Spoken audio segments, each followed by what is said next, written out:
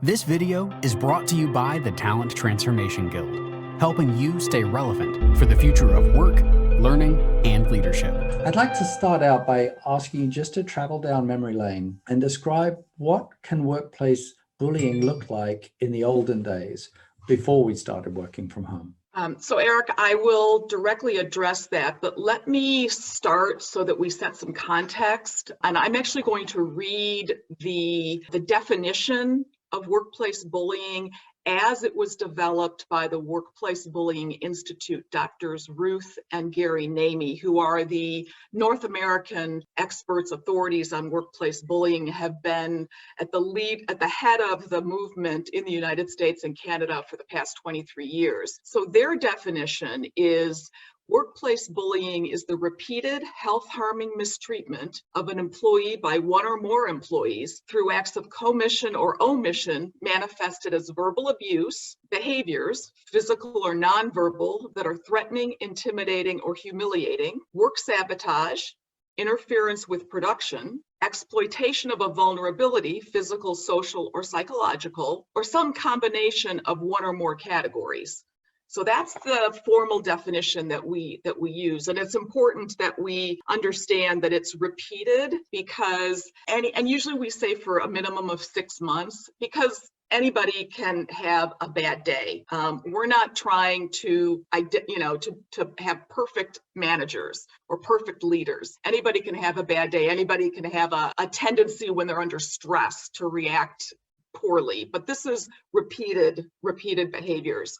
And just so we know what the prevalence is, 37% of adult Americans reported being bullied or witnessing bullying, and that's over 60 million workers in the US. And 63% of the American public is aware of it. So there's a lot of people that understand it goes on.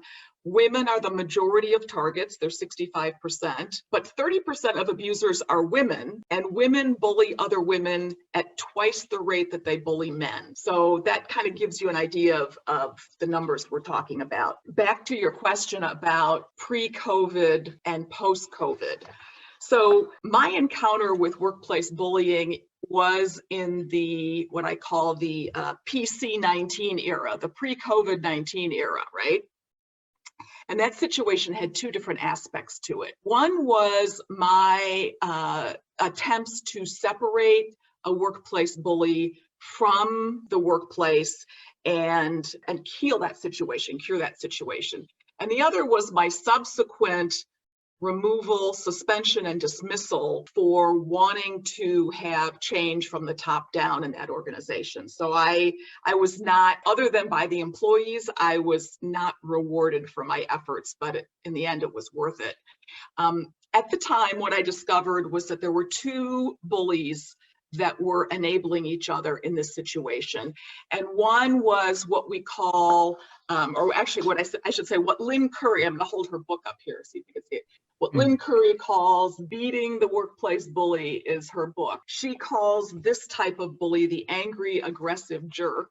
And the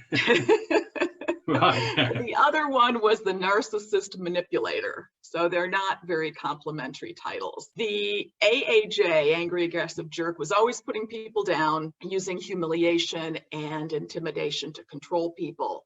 And one particularly egregious pre-COVID incident, he started verbally attacking, verbally assaulting an employee in their office, followed that person who was trying to get away from the assault into the parking lot and continued there.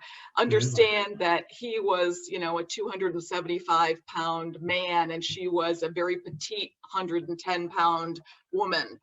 So that can't happen during COVID or work at home or remote work, right? But that type of outrageous. Yeah, pretty outrageous. The narcissistic manipulator was a whole different kind of bully, and one that used the divide and conquer methodology, but had a complete lack of empathy for the effect she was having on other people. This is the type of bully that makes themselves irreplaceable to the person that they work for, so that the person they work for thinks that this person is stellar, fantastic.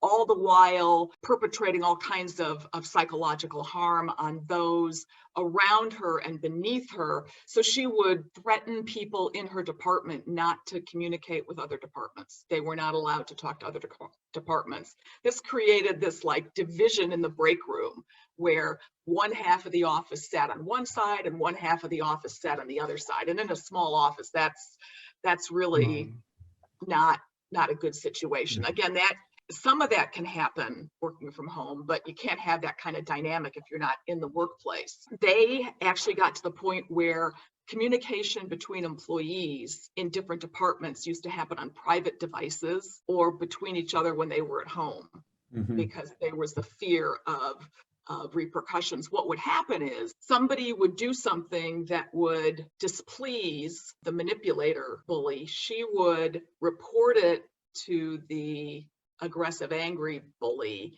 and then he would take the employee to task. And so it was a really, really toxic situation. These two were, if I could jump in, these two were kind of enabling each other. Do you think they were aware of the harm that they were doing to the organization, to themselves, to others? Well, they were not. I mean, they had no idea. And when it was brought to their attention, they denied it to the end. Right. Yeah. They felt the good they were doing. Oh, justified the action. Justified, or they just didn't see that it was a problem.